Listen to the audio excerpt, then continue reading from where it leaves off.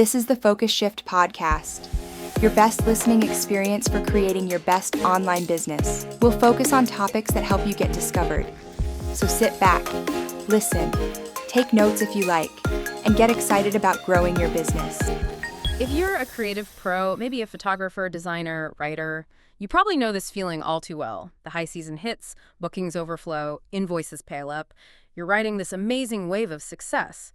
But hidden right underneath all that success, there's often a really dangerous paradox. The rewards, the work itself, can start actively destroying the very mental space you need to be creative in the first place. Yeah, it's this fundamental challenge for a sustainable career, isn't it? Yeah. We're really diving into the world of the professional creative entrepreneur today, the person pulling off incredible art while somehow also running a whole complex business. And the sources we've looked at, they really shine a light on why these peak periods, think wedding season, holiday campaigns, why they often lead not just to being tired, but to, catastrophic creative burnout. Okay, let's really unpack this because it's crucial. Our mission today is almost like a survival guide for that busy season. We want to extract the key knowledge on why this creative collapse happens, how you can spot those early signs before you properly hit the wall, and most importantly, what are the concrete, actionable boundary strategies? The things that move you from just, surviving the rush to actually thriving through it. This whole deep dive is about building systems for long-term artistic sustainability. Exactly. And that sustainability really starts with fixing the outside perception of the job. To someone looking in, a career that seems like just pulling out a camera maybe 1 or 2 days a week sounds idyllic, right? You're right. Just artistic, flexible. Oh, totally. The dream job. Right. Yeah. But as our sources show pretty clearly, that's a huge misunderstanding of the actual workload involved. Absolutely. That artistic part, the performance, it's like the tip of the iceberg. It hides this immense operational pressure underneath. So what are the key stress factors? What makes a solo creative entrepreneur, say, uniquely vulnerable to this overload compared to someone in a more standard 9 to 5? Well, it really boils down to having to wear just too many hats all at once and trying to keep the quality high across the board. You're the artist, sure, but you're also the camera operator, the editor, the marketer, the accountant, the chief strategist. All of it. All of it.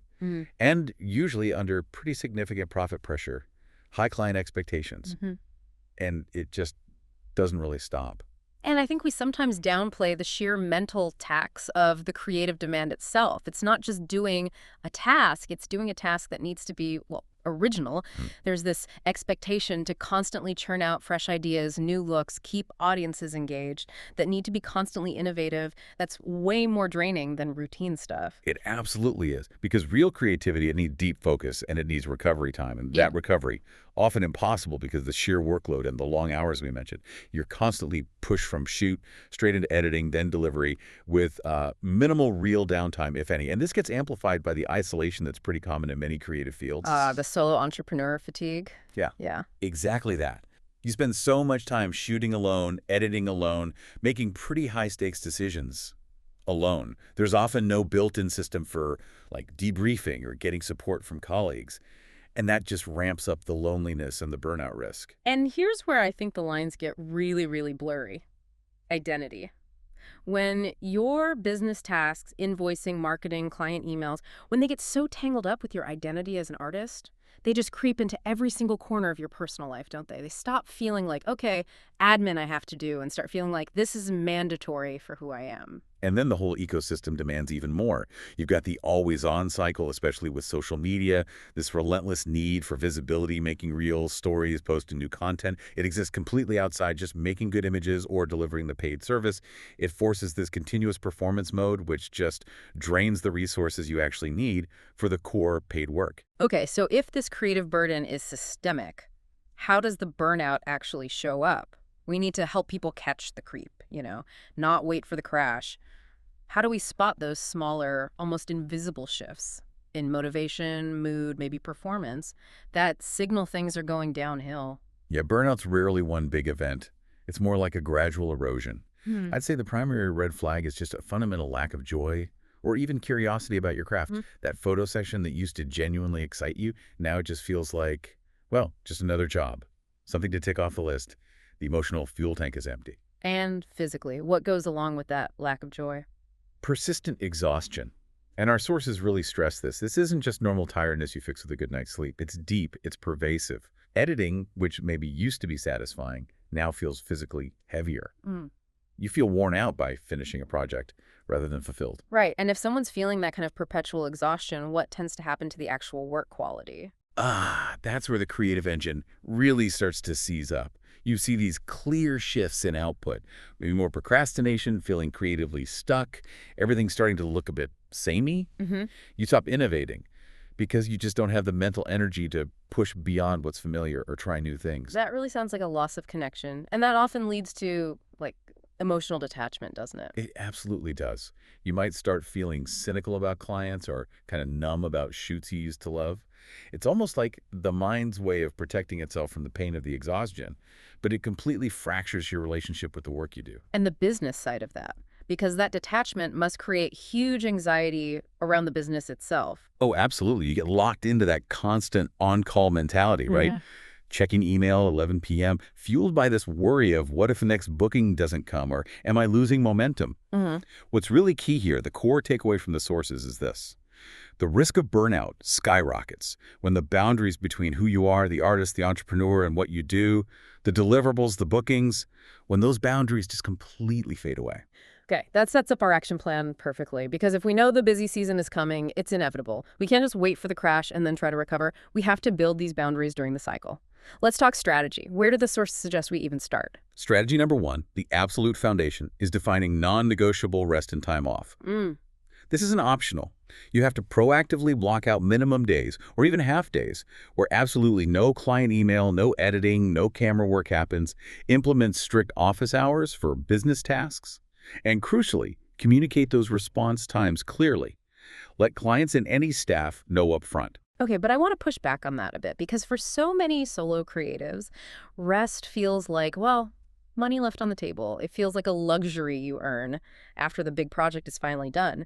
How do we get past that internal pressure to just always be working? That's the million-dollar question, isn't it? We have to shift the identity. We need to internalize that powerful idea.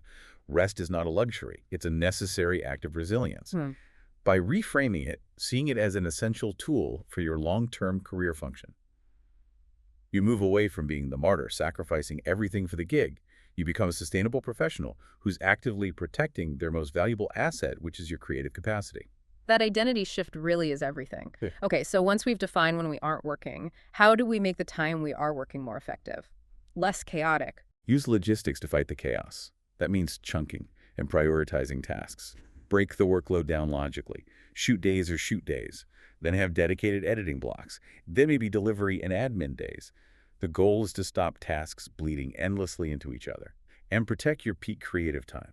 If you're sharpest in the morning, don't waste that on routine admin. Schedule that stuff for lower energy times, maybe late afternoon. Protect the headspace for the hard stuff. You know, when you're just drowning in client work, it's so easy to forget why you started in the first place, that initial spark.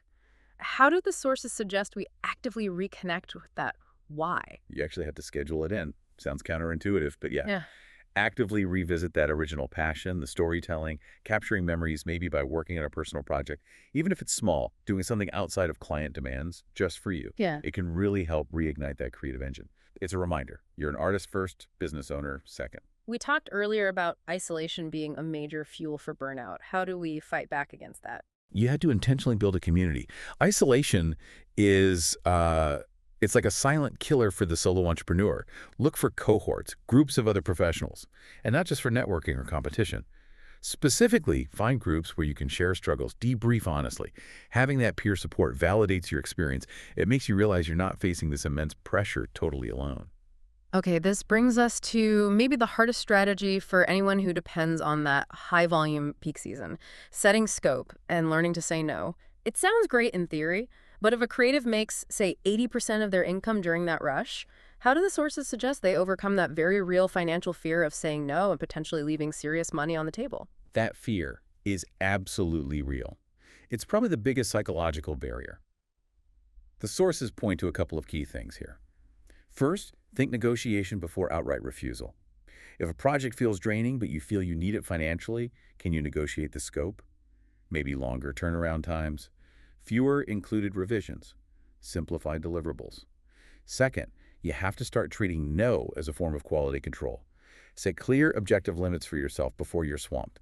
Maximum number of bookings per month, max editing load. Then, the litmus test for any new project has to be, does this align with my vision and my capacity? Or will it drain me so much it hurts the quality of everything else?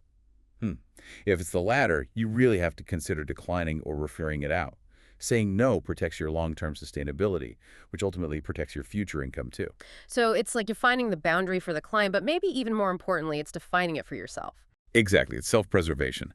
And underpinning all of these strategies is the physical side.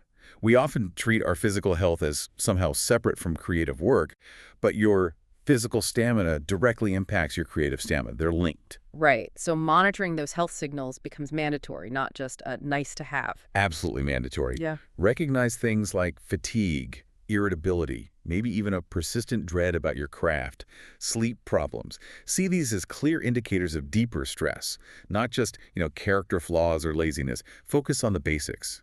Regular movement, hydration, try and get proper sleep, decent nutrition. These aren't secondary things to fit in. They're non-negotiable inputs needed to run the very complex machine that is a creative business. Okay, so we've got these strategies laid out. Now, how do we actually implement them systematically? How do we make sure busy seasons become these sustainable rhythms instead of just accidental crises we barely scrape through?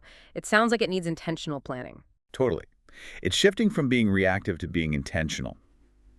The planning has to start before the rush even begins. That's pre-season planning. You look at the calendar proactively, and you actually schedule in buffer days, recovery windows, before the first big job is even booked. You're essentially setting the tempo for the season yourself, rather than letting client demand dictate everything. And then during the thick of it, you need to constantly check in, recalibrate. Yes, exactly. Schedule weekly, maybe short state-of-me reviews. Our sources suggest even just 15 minutes. Be honest with yourself. How's my energy, my joy, my creative spark? This allows for those crucial mid-course adjustments. If you notice that emotional detachment creeping back in during week 3, you need to immediately pull back for half a day or delegate something non-essential if possible. Right. And the final piece, the one that makes the whole cycle a learning experience, is the postseason debrief. Definitely. Take a dedicated, longer rest period afterward. Don't just finish the last deadline and jump straight into planning the next big thing. Really reflect. What worked well this time? What drained my energy unnecessarily? And then actively use those insights to rebuild or tweak your systems for the next busy cycle. That's how the busy season becomes a repeatable rhythm you can manage, not just a brutal test of endurance you dread. This whole deep dive really shows that as creative professionals, we spend so much time looking outward through our lenses, our screens, whatever. But it's just as vital, maybe more so, to look inward at the whole ecosystem of our creative lives, the business, the craft, the audience, and yes, the rest. Mental health, setting boundaries. They aren't afterthoughts.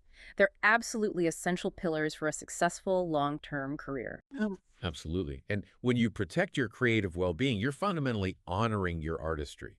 You're honoring that original passion that made you start this work in the first place. This idea of resilience through rest, through boundaries. That's what sustains a creative career over decades, not just a few burnout cycles. So maybe the final thought is this. If we know boundaries and mental health are essential pillars for a long, thriving career, why do we, as professionals, so often wait until we're already completely drained, maybe even dreading the work, before we finally treat them as the necessary acts of resilience they truly are? That's the question we'll leave you with today. The Focus Shift podcast is presented by PhotoBiz, the best website solution for photographers. Whether you're launching your site or scaling your online business, PhotoBiz has your back. To get started for free, visit photobiz.com today.